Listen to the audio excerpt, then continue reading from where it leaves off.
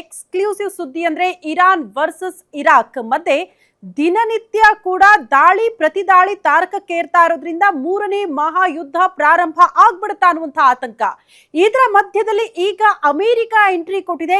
ಎರಡೂ ರಾಷ್ಟ್ರಗಳು ಕೂಡ ಮುಂದೆ ಬರಬೇಕು, ಶಾಂತಿ ಒಪ್ಪಂದ ಮಾಡ್ಕೊಳ್ಬೇಕು. ಜನಸಾಮಾನ್ಯರ ಹಿತದೃಷ್ಟಿಯಿಂದ ದಯವಿಟ್ಟು ಶಾಂತಿ ಒಪ್ಪಂದನೇ ಇದಕ್ಕೆ ಇರುವಂತಹ ಮಾರ್ಗ ಅನ್ನೋ ರೀತಿಯಲ್ಲಿ ಡೊನಾಲ್ಡ್ ಟ್ರಂಪ್ ಅವರು ವಾರ್ನಿಂಗ್ ಕೊಟ್ಟಿದ್ದಾರೆ.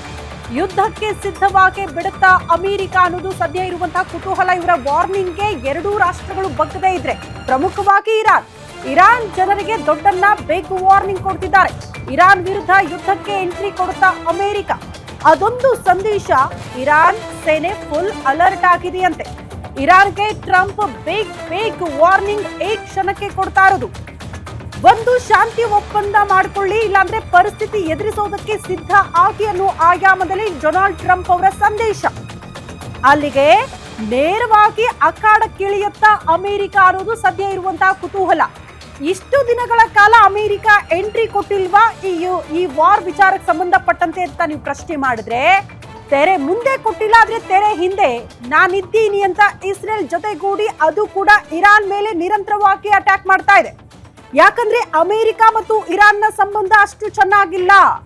ಅಮೆರಿಕ ಅಧ್ಯಕ್ಷ ಡೊನಾಲ್ಡ್ ಟ್ರಂಪ್ ಅವ್ರಿಗೆ ಇರಾನ್ ರಾಷ್ಟ್ರ ಕಂಡ್ರೇನೆ ಆಗಲ್ಲ. ಆ ಕಾರಣಕ್ಕೆ ತೆರೆ ಹಿಂದೆ ಕೂತ್ಕೊಂಡು ಇಸ್ರೇಲ್ ಜೊತೆಗೂಡಿ ನಿರಂತರವಾಗಿ ದಾಳಿ ಮಾಡ್ತಾ ಇತ್ತು, ಇಸ್ರೇಲ್ಗೆ ಸಪೋರ್ಟ್ ಮಾಡ್ತಾ ಇತ್ತು ಅನ್ನುವಂತಹ ವಿಚಾರವನ್ನ ಕೂಡ ನಾವು ಗಮನಿಸಬೇಕು. ಬಟ್ ಈಗ ನೇರವಾಗಿ ಅಖಾಡಕ್ಕಿಳಿಯುವಂತ ಸಂದೇಶ ಇರಾನ್ಗೆ ಅಮೆರಿಕ ಕೊಡ್ತಾ ಇರೋದು.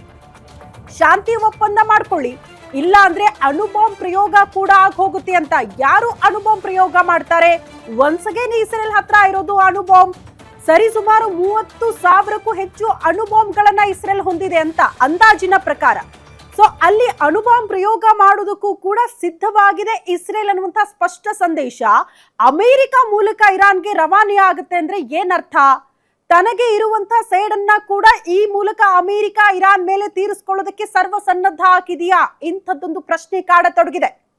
ಈ ಹಿಂದೆ 40-50 ವರ್ಷದ ಹಿಂದೆ ಹೋದ್ರೂ ಕೂಡ ಅಮೆರಿಕ ಇರಾನ್ ಸಂಬಂಧ ಚೆನ್ನಾಗಿರ್ಲಿಲ್ಲ. ಬಟ್ ಅಲ್ಲಿನ ಜೊತೆ ಸಂಬಂಧ ಉತ್ತಮಗೊಳಿಸಬೇಕು ಅನ್ನೋ ನಿಟ್ಟಿನಲ್ಲೇ ಅಮೆರಿಕ ಇರಾನ್ನಲ್ಲೇ ಜನರು ದಂಗೆ ಏಳೋ ರೀತಿಯಲ್ಲಿ ಮಾಡುತ್ತೆ.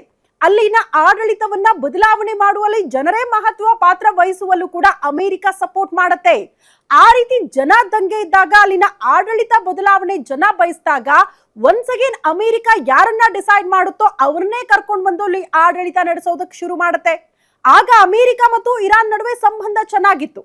ಬಟ್ ಯಾವಾಗ ತನ್ನ ನೆಚ್ಚಿನ ನಾಯಕ ಅಲ್ಲಿಂದ ಆಡಳಿತದಿಂದ ಕೆಳಗಿಳಿದ್ರೋ, ಅಲ್ಲಿ ಆಡಳಿತ ದೂರ ಆಯ್ತು ಅಮೆರಿಕ ಜೊತೆಗೆ, ಅಲ್ಲಿಗೆ ಮತ್ತೆ ಬದ್ಧ ವೈರಿಗಳಾಗಿ ಹೋಯ್ತು ಅಮೆರಿಕ ಮತ್ತು ಇರಾನ್. ಹಾಗಾಗಿ ಆ ಕೋಪವನ್ನ ಮತ್ತೆ ಮುಂದುವರಿಸಿಕೊಂಡು ಬಂದಿರುವಂತಹ ಅಮೆರಿಕ, ಆದ್ರೆ ಜಸ್ಟ್ ಇಸ್ರೇಲ್ ಮಾತ್ರ ದಾಳಿ ಮಾಡ್ತಾ ಇಲ್ಲ. ಅಮೆರಿಕ ಕೂಡ ಈ ಹಿಂದೆ ಇರಾನ್ ನಾವು ಅಣುಬಾಂಬ್ ಸಿದ್ಧ ಮಾಡ್ತಾ ಇದ್ದೀವಿ ಅಂದಾಗ್ಲೆಲ್ಲ ಎಲ್ಲವೂ ಕೂಡ ಸಿದ್ಧ ಆಯ್ತು, ಇನ್ನೇನು ಜಸ್ಟ್ ಪ್ರಯೋಗ ಮಾಡಬೇಕು ಅನ್ನೋ ಹೊತ್ತಿಗೆ ಅದನ್ನ ನಿರಂತರವಾಗಿ ವಿಫಲಗೊಳಿಸಿದ್ದು ಇದೇ ಇಸ್ರೇಲ್, ಮತ್ತೊಂದು ಕಡೆ ಅಮೆರಿಕ. ಈಗ ಅಮೆರಿಕಾನೇ ಎಂಟ್ರಿ ಕೊಡುತ್ತೆ, ಶಾಂತಿ ಒಪ್ಪಂದಕ್ಕೆ ಬನ್ನಿ ಅನ್ನತ್ತೆ. ಅಂದ್ರೆ ಏನರ್ಥ? ಈಗ ಶಾಂತಿ ಒಪ್ಪಂದಕ್ಕೆ ನೀವು ರೆಡಿ ಇಲ್ಲ, ಹಾಗಾಗಿ ಯುದ್ಧ ಎದುರಿಸೋದಕ್ಕೆ ನೀವು ರೆಡಿ ಆಗಿ ಅನ್ನೋ ನಿಟ್ಟಿನಲ್ಲಿ ಅಮೆರಿಕ ಅಧ್ಯಕ್ಷ ಡೊನಾಲ್ಡ್ ಟ್ರಂಪ್ ಅವರು ವಾರ್ನಿಂಗ್ ಕೊಡ್ತಿದ್ದಾರೆ ಇರಾನ್ಗೆ. ಅಲ್ಲಿಗೆ ಇರಾನ್ನ ಸೇನೆ ಕೂಡ ಸಂಪೂರ್ಣ ಸಿದ್ಧಗೊಂಡಿದೆ. ಯಾವುದೇ ಪರಿಸ್ಥಿತಿಯನ್ನ ಕೂಡ ಎದುರಿಸೋದಕ್ಕೆ ನಾವು ಸಿದ್ಧರಿದ್ದೀವಿ ಅಂತ. ಅಲ್ಲಿಗೆ ಇಸ್ರೇಲ್ನಿಂದ ಯಾವ ಕ್ಷಣಕ್ಕಾದ್ರೂ ಅಣುಬಾಂಬ್ ಪ್ರಯೋಗ ಆಗಬಹುದು, ಅದಕ್ಕೆ ಅಮೆರಿಕ ಕೂಡ ಸಪೋರ್ಟ್ ಕೊಡುತ್ತೆ ಅನ್ನುವಂತಹ ಸಂದೇಶ ಈ ಮೂಲಕ ಬಹಳ ಸ್ಪಷ್ಟವಾಗ್ತಾ ಇದೆ. ಅದರ ಜೊತೆಗೆ ಪ್ರಮುಖವಾಗಿ ಗಮನಿಸಬೇಕು, ಈ ಮಧ್ಯಪ್ರಾಚ್ಯ ದೇಶಗಳಲ್ಲೂ ಕೂಡ ಆತಂಕದ ವಾತಾವರಣ. ಜಸ್ಟ್ ಯುದ್ಧ ಪ್ರಾರಂಭ ಆದ್ರೆ ಎರಡೂ ದೇಶಗಳ ಮಧ್ಯೆ ಯುದ್ಧ ಇರುತ್ತಾ? ಅಲ್ಲ, ಅಕ್ಕಪಕ್ಕದ ರಾಷ್ಟ್ರಗಳಿಗೂ ಕೂಡ ಸಮಸ್ಯೆ ಆಗುತ್ತೆ. ಹಾಗಾಗಿ ಆತಂಕಕಾರಿ ವಿಚಾರ. ಸದ್ಯದ ಪರಿಸ್ಥಿತಿಯನ್ನ ನಾವು ಗಮನಿಸ್ತಾ ಹೋದ್ರೆ